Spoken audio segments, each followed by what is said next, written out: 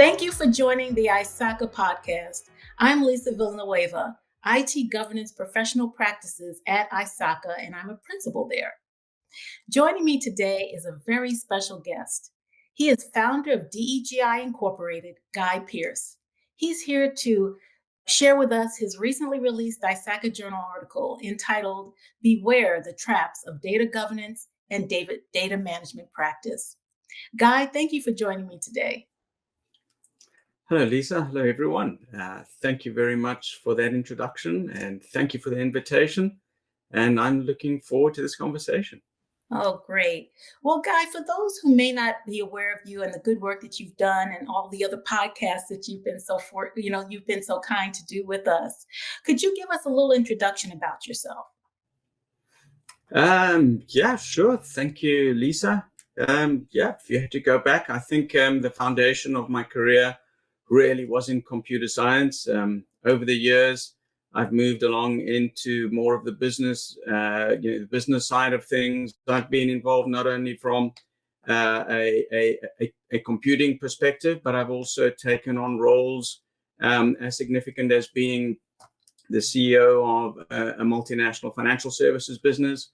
I've served on multiple boards of directors, which has given me some really good insights between those two sort of pillars of not only what it takes to run a business or what it takes to enable a business, but also what it takes to perform the governance and ensure that things are being done in the best interest of the organization stakeholders, or as maybe more traditionally, in the best interests of the organization. These days, I've spent quite a lot of my time more on the digital side specifically, and in that respect, it's on data and it's on digital transformation. And I guess that's how we landed here with, beware the traps of data governance, and looking forward to this conversation. Right. Well, thank you, Guy. Thanks for that introduction. So let's go straight into it. One of the things that I found quite compelling about your article is this concept of law in the context of data. And I wonder if you could just elaborate on that. What is law, and why do you believe that in the context of unknowns, law is king?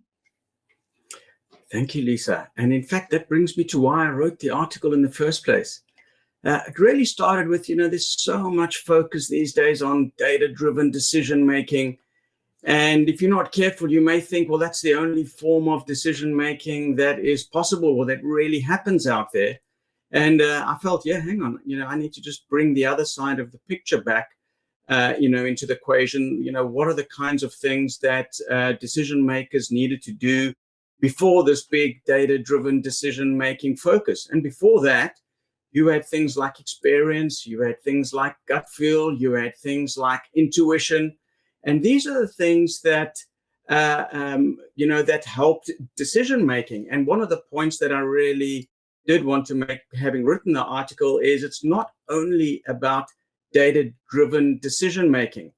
However, if there is no data, and this is where it gets interesting, because there's not always data available for decision making, what else have you got to lean back on when it comes to decision making? And that's certainly going to be your gut feel and your experience and your intuition. And in that respect, in the absence of data, or the data is weak or the data is unusable for whatever reason, law is most certainly king. You will still fall back on your experience and on your intuition.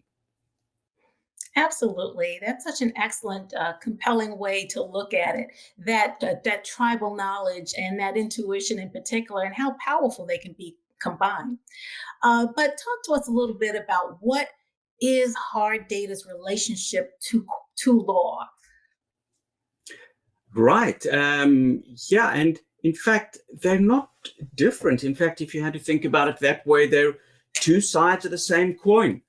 On the one hand, if you talk about the organization's data, that is very specific data, and it's a subset really of all of the data that eventually gets transformed into information about the situation at hand. Whereas, as I said, law is much bigger. It extends beyond the organization. Any person's experience is going to certainly be beyond just that organization. There's going to be personal experiences. There's going to be experiences in other enterprises. But really, all it all comes down to is it's different types of data and different types of information that come together into the single coin that helps organizations make that helps organizations or enables organizations to make decisions. Now, Guy, could you tell us whether there are any shortcomings with each of those types, whether it be law or hard data? For sure. And in fact, some people, well, I have seen some articles and some comments that data is objective. There's not a chance. Every single piece of data has bias because some human pulled it together, some human created the analytical engine to produce an outcome, some human made an interpretation was made from a frame of reference. And in the same way, law, your experiences and your intuition come through your lens of the world, your particular view of things. So I would argue that both data and law, if you want to put it that way, are both suffer the shortcoming of bias. There is no such thing as, or probably, let me rather say, there's probably not anything such that, there is no bias in data. Both of them have the shortcoming, whether it's your operational data you collect within your organization or whether it's your own experiences. Everything comes through a lens, whether it's your lens or whether it's a group of humans, pulling data together and analyzing it. Biggest single shortcoming is that bias. So I would think that with that bias, it could really impact decision-making confidence. Would you agree? Well, that is a fabulous context. That's a brilliant observation, Lisa. It's most certainly does. So when you're starting to think strategically and you're starting to think about how do I use data to enable the strategy of the organization, one of the things you've got to bear in mind is what are the circumstances under which the data was collected that I'm now looking at and analyzing in order to figure out what I do tomorrow or the next month or the next year. Are there any constraints? Some of them could be biases, certainly, that constrain me from having or believing that I have the information of sufficient quality or of sufficient span to be able to make the right kinds of decisions. So most certainly, that's an excellent point, Lisa, is once you realize that, not all data is or data is not necessarily objective or probably not at all objective, suddenly you start looking at data-driven decision-making in a totally different light, whether it's a short-term, whether it's a tactical decision, operational decision, or, where the impact would probably be a lot heavier on that strategic decision-making. Excellent. Thank you so much. Another question for you. Could you provide some examples of circumstances in which decisions could be made in the absence of law and data? Right. Yes. So this is really quite hard. So when the general example I like to use is a business process which you are compelled to follow.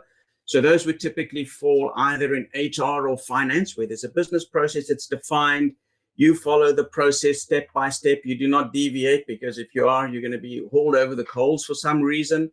So in that instance, no thinking is required with respect to what are the decision making I need to do on the steps, for each of the steps in that. Sorry, it's not a process, it's a procedure at that level. There is no, oh, hang on, I need to go and analyze something, or gosh, what's my experience in this case? It's nothing like that. It's, I follow this thing step by step to the end. It's clear, it's given, no thinking or analysis is provided. Another example is, for example, in company policy and, particular organization in terms of its digital transformation might argue that from now on, everything we do is cloud first. And you think, okay, that means that I don't need to think, what are the differences between if I do this solutioning on premise or whether I do it in cloud? You've received a directive. It's a policy decision. You would argue, yep, I'm going to follow policy and the directive is clear. It's cloud first. I don't need to think about it. Don't need to depend on my experience. I don't need to analyze anything. So certainly there are a couple of cases where neither law nor data is required.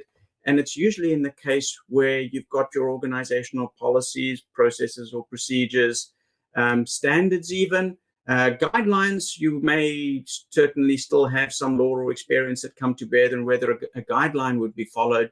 But in terms of those upper three governance constructs, generally speaking, yeah, you don't generally need a lot of data, or probably not any data nor law, to actually fulfill those requirements. Okay, great. Well, pivoting back to that concept of decision making, what does the combination of well governed data and law enable in terms of the highest quality of decision making? So, yeah, as soon as you recognize that data and law are both forms of data, then your next thing is to realize, okay, what is the source of law? And yeah, it's my experience, it's intuition, it's observation, it's something I see, it's something I make conclusions on through my lens. This is data from the operation, very well defined business processes. There's outcomes. I'm collecting data. Sometimes it's not such great quality, so maybe I've got to clean some of that data beforehand. But when I bring both of these together, and again, this is why I wrote the article, is it's not only about this data-driven decision-making. When I bring both of these together, I've got the strength not only of, shall we call it, the organizational knowledge in terms of the data it's captured within its transactional systems and such like, but I've also got one also has their own experiences to apply and to think, gosh, this is what the data is saying. But if I bring my experience to bear, well, under these circumstances, that decision is probably not entirely the right one to make. And as a result, you are in a position where maybe you start questioning the data, which is always good, having that critical mindset. And this is where the two come together, where as a pair, they're a lot more powerful than either one. The whole gut feel decision making, which, yeah, it could be old, it could be jaded and all the rest of it, versus just the data-driven decision-making. Bringing them two together, they complement each other. It enables you to apply critical thinking to just having that whole data-driven decision-making engine. That is really what it's about. That is what the combination of data and law make for decision-making within an organization. All right, thank you. That makes sense as it relates to well governed data. And as we think a little bit about data governance, sometimes it's interesting to kind of look into what is it or how does good data governance influence an organization's data culture and data management activities? Can you speak about data governance and data management and how that impacts the data culture? Yes, for sure. And I think it might be useful just to give a short definition of culture. And in this case, really, what you're speaking about are the norms and behaviors within an organization, how business is done, how things are done within a particular organization. And one of the most important drivers of a culture or enablers of a culture is the process of developing a shared understanding of the importance of data for meeting the organization's strategic objectives. So the reason why this comes up is for those in the industry or associated with data or helping organizations become more data literate, a lot of it is about educating stakeholders about, well, how data can be used, why it's important, some of the things to watch out for. And that shared understanding of, oh gosh, yes, we've got our experiences, remember that whole law side, but if we look at, our own data, that might reflect business as it was performed over the last year or maybe 2 years or maybe even 6 months. You can then bring these things together and realize, wow, this is what the power of data is. So folks start behaving differently. They start saying, wow, I always want to look at this report before I make this kind of an operational decision. And by means of that education and that influence, the business starts changing from, oh, I only make gut feel decisions, I don't need any data, to, gosh, that stuff is interesting. The market is so dynamic, and it changes so quickly. Maybe it does help me just to reflect on some of the things that have happened in the business over the last couple of weeks, months, or maybe a year or so, probably not that much longer if you're talking about the rate things change. But that's certainly one of the biggest things, is that shared understanding. But more than that, I think one of the biggest cultural issues when it comes to data is that data is power. And you will find in any organization that some stakeholders prefer to keep their data to themselves, and much to the frustration of other parts of the organization who would love to have access to that data for various projects or decision making. And one of the biggest cultural changes, and probably one of the toughest ones, is trying to convince certain stakeholders within the organization is that data is a shared benefit to the organization.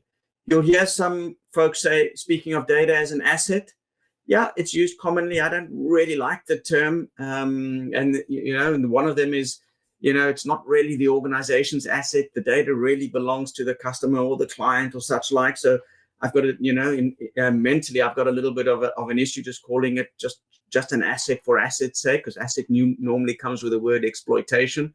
But that data is a shared benefit. It's not merely something siloed. It's not the domain of this person or that person. Combined, the whole process of breaking down silos and making the organization feel a common sense of certainly the power of data, and also recognizing that the benefit of the data within the organization is of a shared benefit. There's another one, which is always tricky in this respect, and that is just a shared understanding of what people mean when they talk about data, or when they talk about different types of data within the organization. That whole, what is the business glossary? And, what do we mean when we say this? Or what does this data element mean? These things are important behavioral constructs too, because if everyone's speaking a totally different language and using different words to describe business activities or the things business deals with, or even data objects themselves, it's bound to result in confusion and folks not really, and misunderstanding, and everyone deciding, well, I don't know what he's talking about. Is he talking about this, or is he talking about that?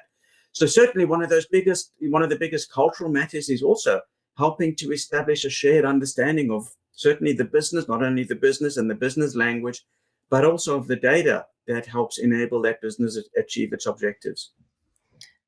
Excellent, excellent. So with that data culture, there are some good benefits that you spoke about with regard to data governance, for sure, about, let's say, a shared benefit and a shared understanding were a couple of examples. And I'm wondering if there's any benefits at the individual level, specifically as relates to data management. Can you talk to us a little bit about any benefits at the individual level versus organizational? So this is a great question. And in the article, I positioned the whole matter of creating the business case for data governance or data management. And usually when one creates a business case, it's at the enterprise level. Here are the benefits for the business. But when you're trying to change hearts and minds, that level of business case is not going to cut it. When it comes down to, but what does all of that stuff mean for Guy? Or what does it mean for Susan or whoever, or for Lisa for that matter? What does it mean? That's not going to sell it. It's not going to make someone feel, yes, I'm going to buy into this journey because I can see these beautiful enterprise benefits. So the kinds of things that you've really got to do as part of changing that culture and as part of selling data governance and data management into the organization is what's in it for the individual. So, for example, for those employees or those members of the team that are data facing, that use data facing in their day-to-day business to create reports or to produce analytics or even to make decisions from, one of the big things is that data management and data governance is going to reduce the time it takes for those individuals to create those, to gather the data, to process the data, to correct the data, to present it in a form that's usable to the end user.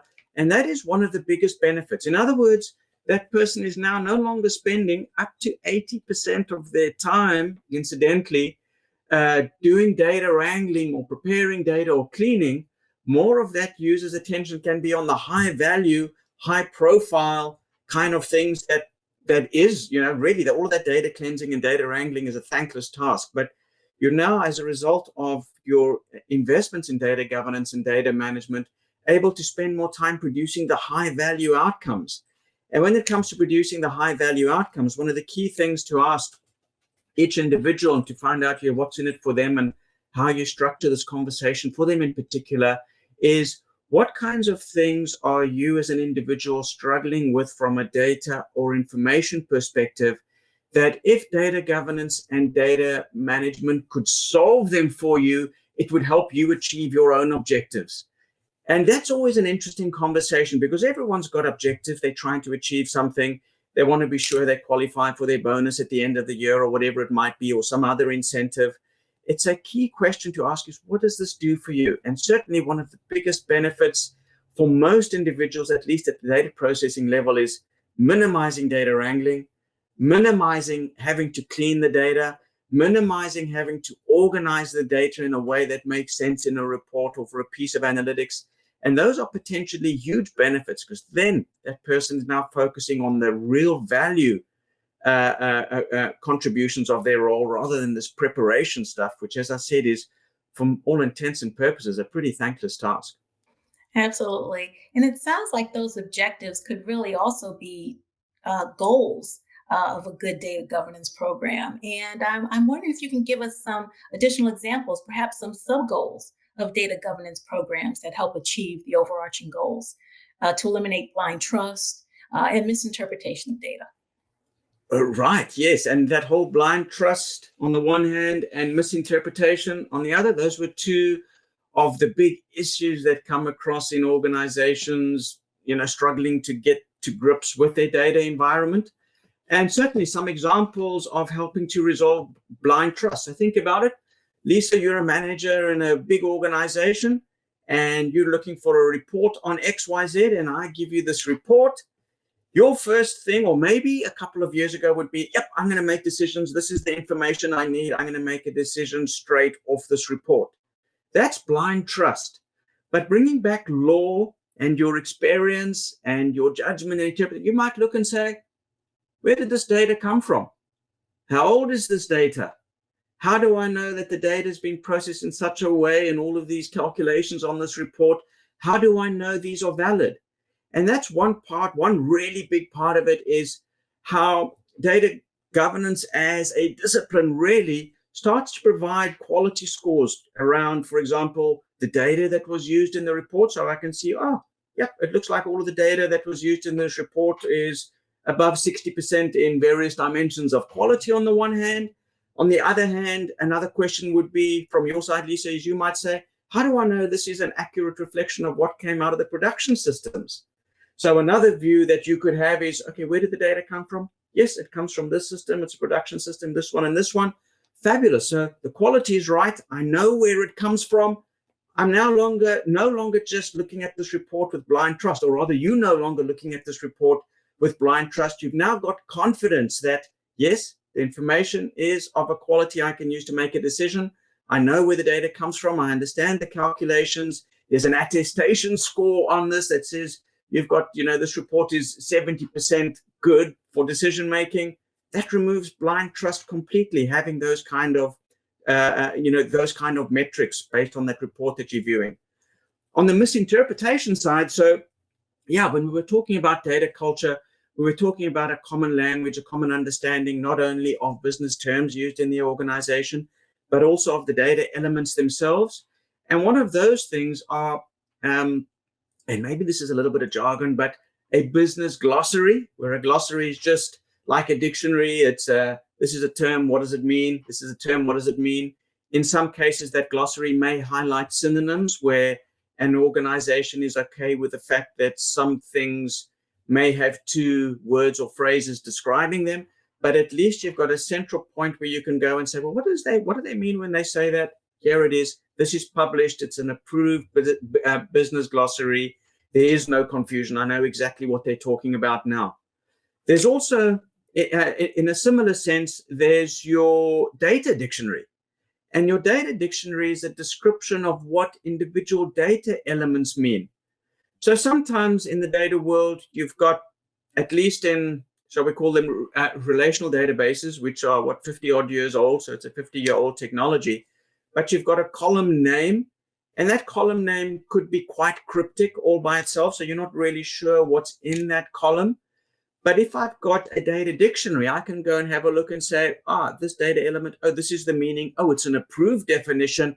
Okay, that's clear. I understand what it is. I can also see who the owner of the data is. So if I've got any questions about what this data is, I can go and ask the data owner, which is basically, shall we call it the overall steward, if you want, of the data, the person who decides what happens to data, whether it's cleaned, how it's used, what reports it may appear in, all in the interest of ensuring that that data is fit for purpose within which the various aspects it is used. So blind trust, yep, you just want that score to know that my report is of a quality I can make decisions on. And removing misinterpretation is through constructs, and they're basically metadata constructs such as your business glossary or your data dictionary, or even understanding the relationship between different data across domains within the organization.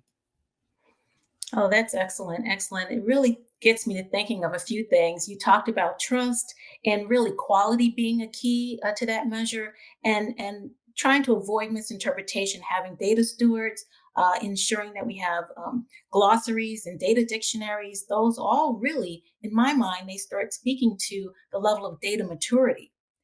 And I wonder sometimes about how automation may help us with that.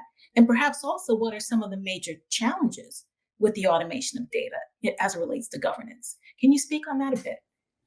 Right. So this is another interesting question because what was it? I don't know if it was a year or two ago or something. I was in a forum and one of the consultants said, oh, no, we can just automate data governance. And I took a pause about that long, maybe longer, like, what? Automate data governance? And the thing is, sure, automation is a thing. And certainly there are areas where data governance can be automated, but it doesn't mean data governance as a whole can be automated. So what kinds of things can be automated? The only things that it makes sense to be automated is where a process is very clearly and unambiguously defined within the organization, and where all of the data relevant to that process exists and is in the requisite form or quality or structure, whatever it might be, for a rule, because really what it is, it's a business rule acting on something, on a process, on data for that rule to execute. But there's some areas where the automation of data governance, not so much. That doesn't happen yet. So for one thing, think of some of your big data governance constructs. Who's my data owner? Who's my data steward? Which data manager is going to do what? The allocation of responsibilities and accountabilities, the decision of who should be consulted for a decision or who should be informed for a decision. No automation tool is going to do that. And the moment, and if I'm ever proved wrong, the moment all of these kinds of things can be automated, there's no role for humans. What are we going to do then? Because everything is just happening.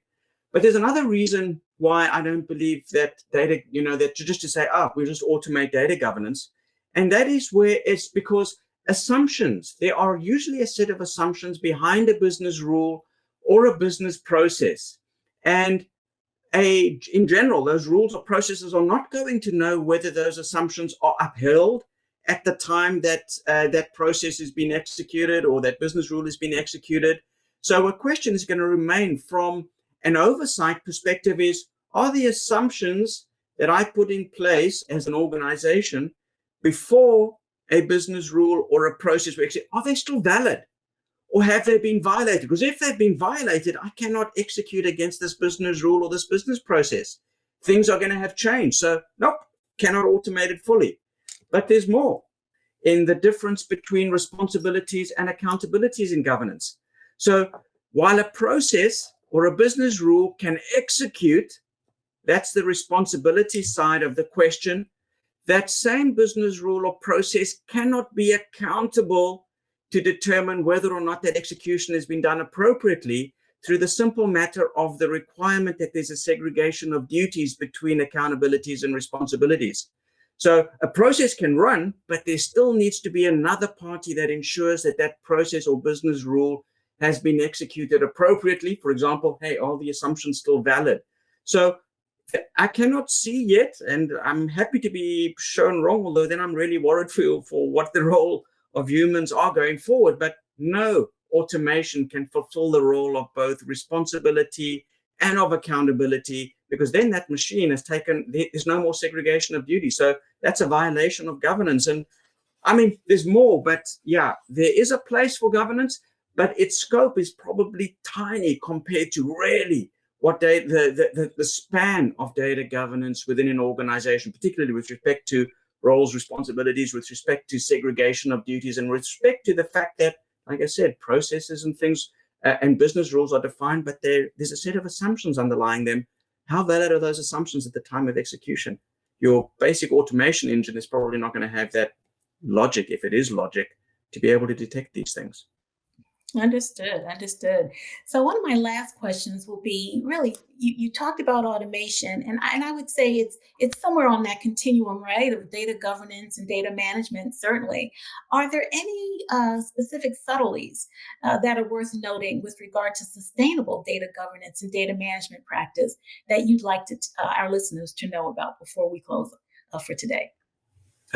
Yes, thank you, Lisa. So for sure. Maybe the first one, and maybe let's speak about a couple of examples that are not in the article, is boiling the ocean. It's not a matter of, the organization decides, and there's a challenge with that all by itself, but the organization decides, we need data governance in place.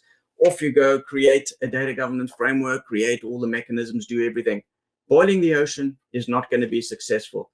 You will be sitting and building processes and creating frameworks for the rest of time because the scope is huge. Rather start with, what is the organization's problem statement? What is the organization aspiring to achieve? And rather focus your data governance program or framework on what the organization is going to achieve, rather than saying, I'm going to do everything. So that's probably one of the most important ones, is focusing it on either problem statements the organization have that it's desperate to solve, or on how that program is going to help the organization achieve its strategic objective. Another one is, just like many disciplines, data governance is a specialized area. It's about responsibilities, about accountabilities, the kinds of things we're speaking about. It's about a whole lot of sub-disciplines, whether it's privacy, whether it's security, content management, all sorts of things. But one of the big things is that language is jargon. So when you go out into the business and try and say, Lisa, I see that you're trying to figure out how to store all of your videos and photographs and articles in a way that you can find them and reference them and use it as an information source. And I start using jargon such as taxonomies and ontologies, and you need this and you need that and SharePoint this and whatever else. You're going to go, oh gosh, here comes the IT guy again. Rather, one of the biggest nuances in trying to get the buy-in and the common understanding within the business is to use metaphors as part of your language. And for a particular client right now, I've created two metaphors. The one metaphor I've created is for data architecture, where I'm speaking about cities and suburbs and neighborhoods and highways and roads, and all of these come together in a readily digestible form of information for many of the different dimensions of data architecture. In data quality, for argument's sake, as a metaphor, I might use, for example, the expiry date on a bottle of milk. Like, there's the expiry date. That's quality. So now I know, oh gosh, this milk is expired. Oh, this milk isn't good for, isn't fit for purpose. And, if that was data, and if I had a sense of how old the data was, I could say, well, this data is not fit for purpose. Or if I'm talking about, so many different things, if I'm talking about metadata, oh gosh, there's another jargon. What are you talking about? Metadata. But what I did is I took a label of a can of Heinz baked beans, and I pointed to it and I said, here's the weight, for example. So that's metadata, that's information about the baked beans inside the can. Here's something that says where it was made. Here's something that says what its ingredients are. So I might have only wanted a can of beans, and then I look and I say, oh, it's got sugar and it's got this hydrogenated protein and X and some other scary stuff. Whoa, that metadata is telling me I don't want to know what's in the can. I'm shifting that can apart.